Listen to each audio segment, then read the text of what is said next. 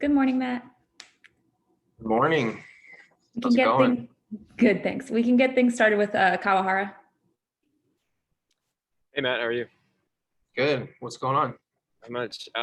First of all, I guess where are you in your recovery from the hip surgery? What do you feel able to do right now?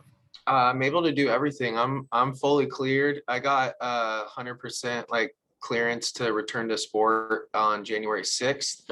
And then that once that hit is when I started really ramping up like the running and the lifting and all the baseball activities. So I've been pretty much building up for over a month now. Like obviously ever since I got the surgery, I was doing physical therapy rehab, but once I got that clearance on January 6th, I really got to turn it up. So I'm fully cleared. There I have no restrictions coming into spring training. The only thing that I have is just a little bit of extra conditioning and running to kind of get my legs back. And then how would you just describe, I guess, the way the hip feels now compared to before you had the surgery? It feels amazing. It's nice to be able to feel like I got both my legs under me again, especially my right leg being my dominant leg. So that I use that leg to push off when I throw and drive when I swing. So to have that strength back, it kind of just took the pressure off of like my right knee and my back were kind of hurting there towards the end a lot. So I feel fresh, I feel good, and I feel athletic again. Shayna? Matt, how are you? Good. Long time no see, guys. Long time. How would you describe your rehabilitation process, and what was sort of your main focus in doing that, and who did you work with? So I got the surgery done September 14th in Vail with Dr. Philippon and stayed out there for 2 weeks and started my rehab and was going twice a day into physical therapy, moving around, riding the bike. It started really slow. Ended up going back home to Southern California after those 2 weeks and started weaning off the crutches and out of my brace.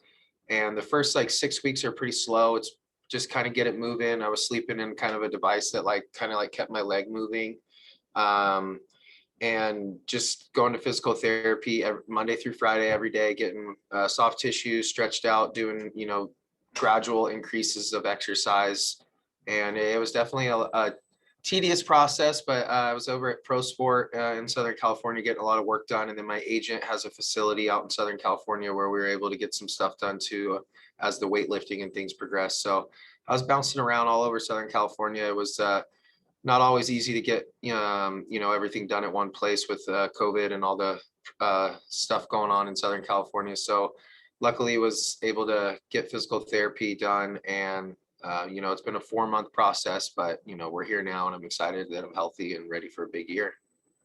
Martine? Hey Matt, good to see you again. I know that it sounds like the rehab process went pretty smoothly for you. But was there ever a point where it was kind of, frustrating or doubt? Because I know the hip thing can be kind of tricky for a third baseman, obviously with the mobility and stuff. Did you ever kind of have any doubt or was it always kind of positive? It was always really positive. I think when I ended up getting the surgery, I was in a lot of pain. And ever since I got out of surgery, even the day after surgery, it felt better. Obviously, there's some soreness and things going on, but I could just tell from standing on it and the way it felt that it felt like it was, my leg was like in the right spot again. It was always positive. Definitely there were some good days and bad days. It was a long process, but I had a lot of good people surrounding me and helping me out. And I was definitely really motivated to come back even stronger. So I'm glad that I, took the rehab very seriously and it definitely paid off. And I know it was tough for you not to be with the team for the playoffs, especially that series in LA. What was that like just watching it from afar and not being able to be in? I'm sure you were kind of itching to get on that field, but what was it like just watching your teammates and kind of not being able to be there? I know it must have been tough. It was tough. It was definitely a bummer to have to watch everybody play, and not only I was excited for them to make it past that wild card round and then get into the division series against Houston. I was still feeling really confident in our team. It was fun to watch. Everybody looked like they're having fun. The ball was flying in Dodger Stadium. I was definitely bummed out I couldn't be there, especially I was watching that game live and I'm only 45 minutes away down the road at home. So it was tough to be that close and not be able to be there, but I was excited for the guys to get to that point in the playoffs. They all played really well. Houston was just really hot at the time, but sitting there injured and rehabbing, watching all those games definitely gave me that extra motivation to come back and, make that run this year. Vince? Good morning, Matt. Morning, Vince. How you doing? I'm well. Good to see you. How do you look back on last season? Did the pain just kept progressing to where I needed to get off the field? Some of your numbers, hard hit rate and exit velocity, those were Matt Chapman type years, but certainly not very many walks, a lot of strikeouts. Were you trying to compensate so much at the end that you just weren't doing the things that you typically do at the plate and certainly in the field as well? Yeah, I think that it definitely, the pain was getting worse and worse as the season went, and almost more like my hip was just kind of getting locked up, where I felt like I had to spend my entire day leading up to the game just trying to get my hip loose and trying to get it to kind of move the way I wanted it to move. And I definitely felt like at the plate, it just allowed me, it wasn't that it limited me to hit the ball hard, but it was the ability to just consistently like repeat my swing or do a consistent move. I felt like very inconsistent when I load onto my back leg. So I was kind of all over the place. It felt like in the batter's box. I think that's why the hard hits were still there, but the strikeouts and, chases were up because it was just hard to be consistent.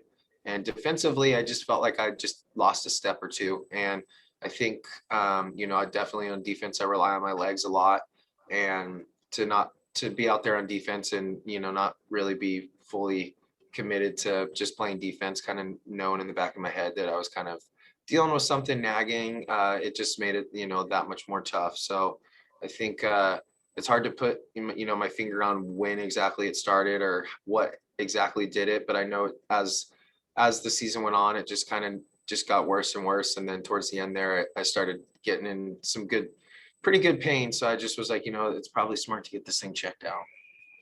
And then also, A's fans have become accustomed to seeing hardware for yourself and for Matt Olson at first base. Neither of you got that.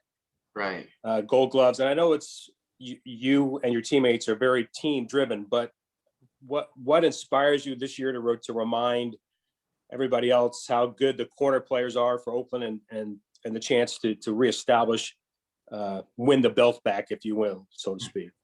Yeah, I definitely, me having the short season and not playing as well as I should have, I don't think I deserve that award, but I think Olsen definitely probably deserved to get that third one in a row. But I know both of us are motivated for our own reasons, and Olsen wants to win that award back, just as bad as I do. And, I want to, I had a 1-2 in a row, and I felt like that was, my award to lose. And I unfortunately lost it, but I want to come back and show people that, not only am I healthy, but I'm, back at the top of my game, and that, this is behind me, and, that, I want to be the player that I know I'm capable of being and do it consistently again.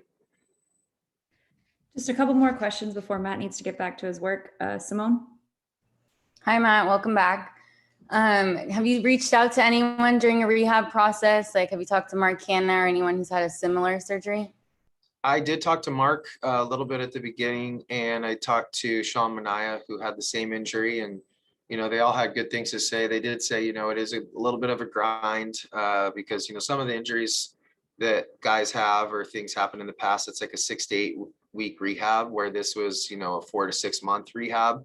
So I'd never had a rehab like that before. And they're just reminding me to be patient and, just to not push it too hard, because this injury is just something that, you need time to heal it, and just baby steps. I'm always wanting to push it harder and harder, faster. And, you just kind of have to like take it very slow and go step by step. But, both of those guys said that once they got past that point, they haven't had any issues since. And, my leg feels really good right now. And I feel like it is durable, and it can, withstand anything that, the season's going to bring. And then Bob said he doesn't know if you'd play in any spring training games, and if you do, you might DH. Do you think you're ready to see some live action? I am ready. I think I was under the impression I was going to be playing, but I think they're just going to start me off a little slow. I'm sure I'll be DHing a little bit at the beginning, but by the second or third week of spring, I'm sure probably like March 6th or 7th would be my guess. I'll be playing in games at third base. I need the reps, and I think by that point it'll be about 6 months since my surgery. So I think they're probably just waiting for me to hit that point, and then I shouldn't have any restrictions. Manolo? Good morning, Matt. How are you? Good. How you doing? Fine, thanks. Well, of course, everybody knew it might happen because Marcus Semien, we knew he was going to be a free agent. But could you talk a little bit about the impact it had on you that lose, somebody has played with you for so long, and after all, he was like a leader for the Athletics.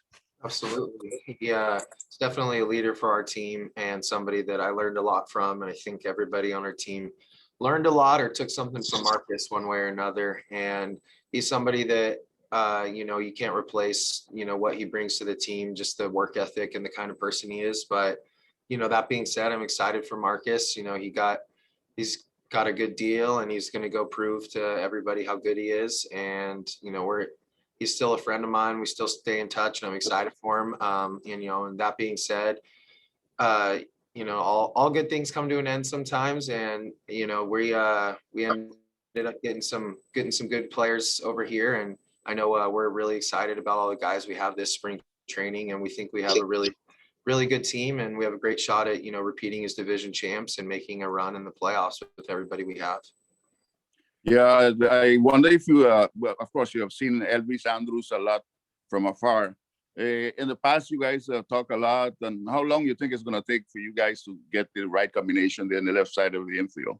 I don't think it'll take too long. He's he's a very talented shortstop, and he's a great player. And I think that, you just get us on the field a few times together, and we're going to communicate and build that relationship and understand, where he needs to play and where I need to play, and communicate on some of those balls in the 6 hole. But I'm just looking forward to, he says he's healthy. He says he feels good. He says he's, really hungry. And, that's all we can ask for in a guy, is wanting to come in here and wanting to win and wanting to get better, just like all of us. So I'm excited for the opportunity to play next to him. And I know he's played next to some great third basemen. So I think it will be an easy transition. Yeah, he says that it's going to be the same as when he played with Adrian Beltre when Adrian Beltre was younger. And then Alex, last question. Matt, kind of going off of Manolo's question, with the departures of Semien and Chris Davis, how do you think you guys are going to go about, I don't know if you can fill that leadership void or not, but how do you think you'll go about, like, attempting to fill that leadership void? The good thing is about our team is, it was never like we had one guy that was, the set leader or somebody that, made every decision. So it was always kind of like a leader by committee kind of thing on our team, where we all held each other accountable, and we all, had the same goal. So it was pretty easy. I think, Marcus and KD are somebody that, I hold pretty dear, and those are both my buddies, and they'll still be my friends, for a long time. And they're going to be missed for sure. I think we have a lot of good guys like Olsen and Pinder and Scotty and Canna, a lot of guys that have been here for a while now. So whether that means we all have to step up a little bit to fill, Marcus's void a little bit, I'm not sure, but I think all of the guys do a really good job of working hard and holding each other accountable. So I think he will be missed, but we'll be able to, take care of our business and have a successful season. All right. Thank you, Matt. All right. Thanks, guys. Thanks, Matt. Thanks, Matt.